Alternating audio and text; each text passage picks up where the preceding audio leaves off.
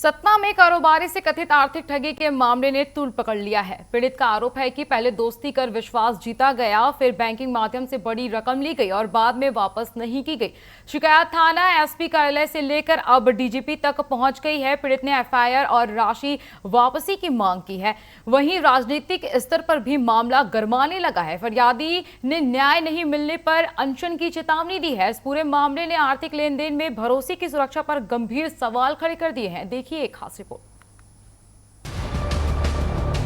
सतना के कारोबारी शंकर कुमार पटेल ने आरोप लगाया कि समन्वय जैन उर्फ पानू जैन और उससे जुड़े कुछ लोगों ने पहले व्यावसायिक और व्यक्तिगत संबंध बनाए, धीरे धीरे विश्वास हासिल किया और फिर बैंकिंग माध्यम से बड़ी रकम ऋण के रूप में ले ली।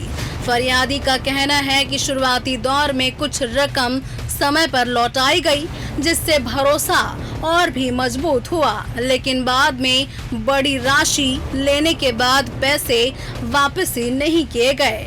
पीड़ित का ये दावा है कि जब रकम वापस मांगी गई तो टाल मटोल, अभद्र व्यवहार और धमकियों का सामना करना पड़ा। फरियादी ने अब डीजीपी पुलिस मुख्यालय भोपाल को विस्तृत आवेदन भेजकर पूरे मामले की उच्च स्तरीय और निष्पक्ष जांच की मांग की है। आवेदन में एफआईआर दर्ज करने, बकाया राशि वापस दिलाने, परिवार की सुरक्षा उपलब्ध कराने और पूर्व में दिए गए आवेदनों पर कार्रवाई की बात कही गई है। समन्वय जैन पोनू जैन नाम से हैं और ये हमारे काफ़ी घनिष्ठ मित्र थे। इनको किसी काम के लिए आवश्यकता थी पेमेंट की, तो इनका हमारे पास मैसेज आया कि इनको तकरीबन 80 लाख रुपए की ज़रूरत है। तो हमने इनको पेमेंट दिया 80 लाख रुपए का, और 2 महीने के लिए 3 महीने के लिए इनको चाहिए था पेमेंट, जो आज दिन तक इन्होंने वापस नहीं किया।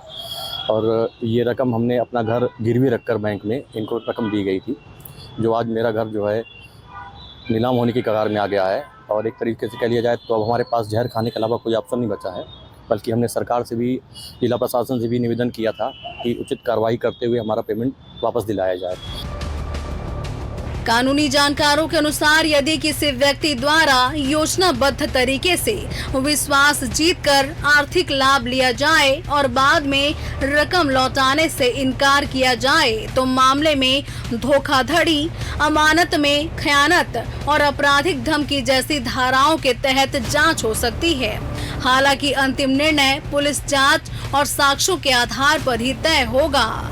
मामले ने अब राजनीतिक रंग भी लेना शुरू कर दिया है। बीजेपी नेताओं की ओर से पीड़ित को उचित कार्रवाई का भरोसा दिलाया गया है। वहीं फरियादी ने चेतावनी दी है कि यदि जल्द ही न्याय नहीं मिला तो वह मुख्यमंत्री निवास के सामने आमरण अनशन शुरू करेगा। इससे पूरे मामले ने एक बार फिर यह सवाल खड़ा कर दिया है कि आर्थिक मामलों में सिर्फ व्यक्तिगत भरोसा कितना सुरक्षित है और क्या ऐसे मामलों में समय रहते कानूनी सतर्कता जरूरी नहीं हो गई है।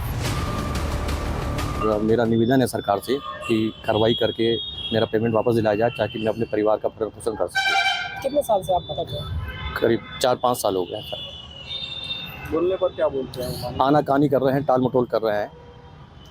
कैसी मित्रता थी आप लोगों की? घनिष्ठ मित्रता थी इनके साथ में हमारी, और हमको तो ये लगता है कि सारी प्लानिंग इनकी सुनियोजित तरीके से रही। पैसा हड़पने के ही मकसद से इन्होंने हमारे साथ में दोस्ती की थी। विशेषज्ञ मानते हैं कि आजकल आर्थिक अपराधों में ट्रस्ट बिल्डिंग का तरीका तेजी से इस्तेमाल हो रहा है। पहले दोस्ती, फिर छोटे ट्रांजैक्शन, समय पर भुगतान और उसके बाद बड़ी रकम का लेन देन। ऐसे में लोगों को सावधान रहने की बेहद जरूरत है। किसी भी बड़े आर्थिक लेन देन में लिखित दस्तावेज जरूर रखें, बैंकिंग रिकॉर्ड सुरक्षित रखें, केवल मौखिक भरोसे पर बड़ी राशि ना दें और किसी भी विवाद की स्थिति में तुरंत ही वैधानिक सलाह लें। यह मामला भरोसे के नाम पर होने वाले आर्थिक अपराधों को लेकर बड़ा संदेश जरूर दे रहा है। टीवी 24 न्यूज़, राजधानी भोपाल।